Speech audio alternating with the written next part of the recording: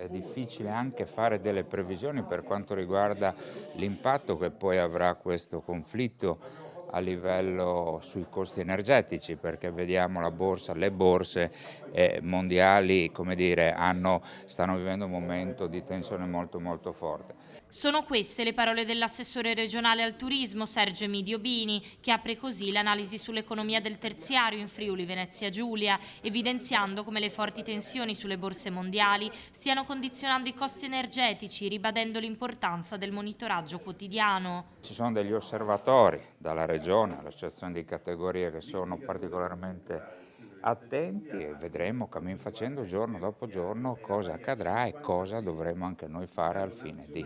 Nonostante l'incertezza, il sistema regionale tiene grazie ad una solidità finanziaria superiore alla media nazionale, con oltre il 60% delle richieste di credito soddisfatte. Su questo punto si è espresso anche il presidente regionale del Confcommercio Gianluca Madriz. E siamo particolarmente attenti a quello che non è solo il sentiment ma i dati reali delle nostre aziende, ecco perché il monitoraggio costante. Abbiamo lavorato molto bene chiudendo un 2025 con risultati estremamente positivi, però incombe lo spettro, non solo lo spettro ma le guerre che ci sono a livello internazionale. Il costo dell'energia è schizzato alle stelle immediatamente, non ne capiamo neanche i reali motivi che sono a mio avviso solo speculativi.